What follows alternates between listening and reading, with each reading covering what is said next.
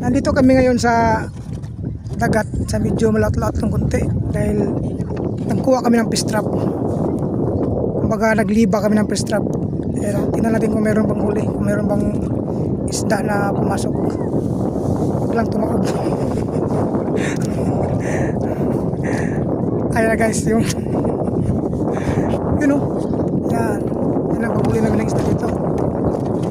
Wow! Kuha day! Isa pa lang. Uy! Timbungan. Ang dami oh.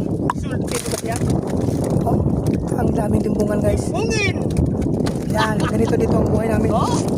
Iihawin namin yan ngayon din sa amin. Ayan. Lagi, ang yung mga tagahila ko, yan mga tagahila ko guys. Ops! Shout out! Si Konsyal Ibon from Limasawa. Oh, nakita nyo guys yung isda. Tumatalon-talon pa. 4 na ganitong kukunin namin. 5. Ha? Yung mga lumulutang na yan, yung parang galon na buya, yan yung pinakaano namin dito. Pinaka marka na nandito sa tapat na yan, yung bubo. Yung tinatawag namin dito yung bubo. Sa English pa, fish trap. Yun. Iba din yung mga yan. Yan din yung paubas. Fish trap din yan. Natin lang dito sa amin. Ano guys oh? Kita nyo yung gumagalaw-galaw.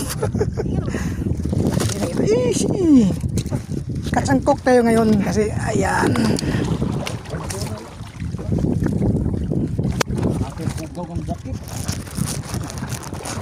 Okay guys, yan na yung nahuli namin ngayon.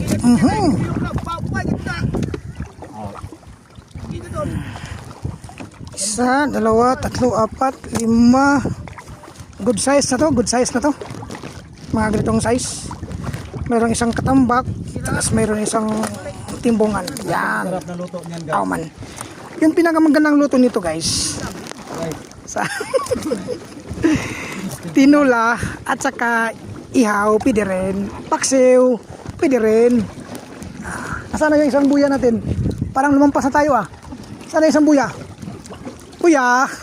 Buya! No. Ayan guys oh. Ay, yun pa. Yung pala isa. O lagi na, ako nang kinuha ko na lang video yung ebidensya natin na humihinga pa yan. Tingnan mo yung bunganga niya, no? Humihinga pa yan. Humihinga pa yan sila. Yan yung isang patao na yan. Yan ang ano namin, no? Hilay din namin yan ngayon. Okay, maya